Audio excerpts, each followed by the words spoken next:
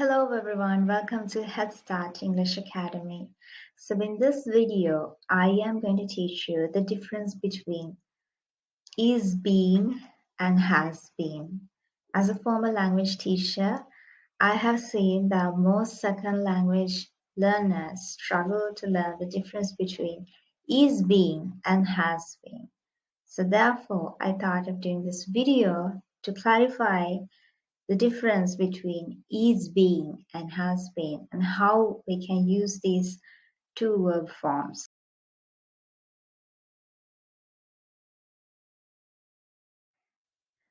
I think what is confusing to the second language learners about these two words is that they're pronounced similarly, because when you say being and been, they sound a little similar, and it could be one reason why language learners find them quite confusing. But the two verb forms being and been are generated out of the verb to be. So let's learn what the verb be is.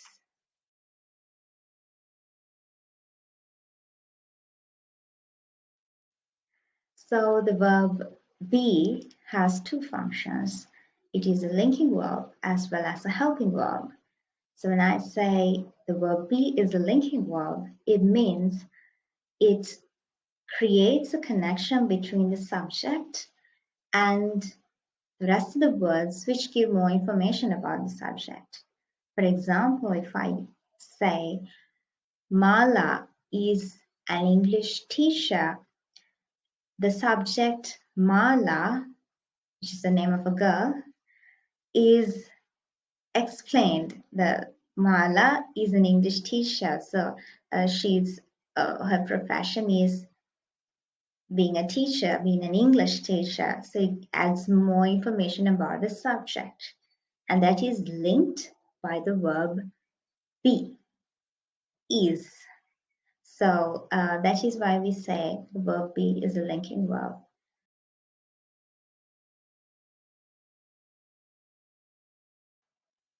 So the verb be is also a helping verb.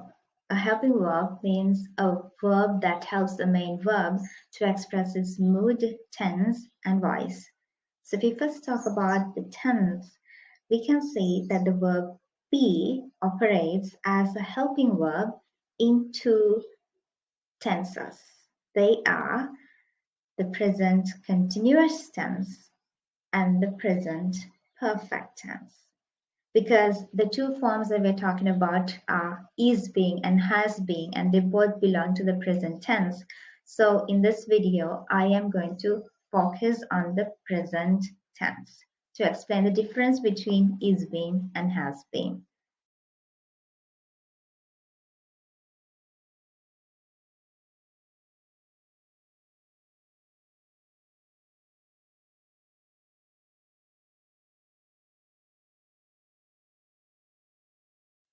So it's very clear now that the difference between is being and has been lies in the difference between the present perfect tense and the present continuous tense. So let's see what is the difference between the present continuous tense and the present perfect tense. So I'll take an example to explain this. So my example is, I am being kind to my students. I am being kind to my students. That is in the present continuous tense. So when I say I am being kind to my students, that means at the moment of speaking, right now, I am being kind to my students. Not that I was kind yesterday, not that I will be kind in future, but right now, at the moment of speaking, I am being kind to my students. But if I say I have been kind to my students, that means I was kind to my students in the past and I continue to be kind to my students up until now.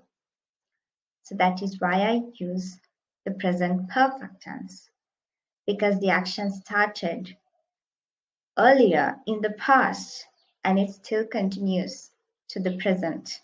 So I have been I have been kind to my students. I'll take another example.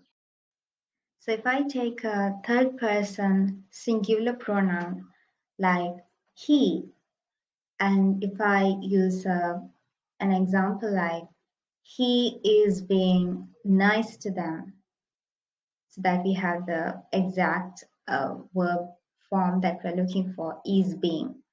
He is being nice to them means at the moment of speaking, he is currently being nice to them, to nice to a group of people.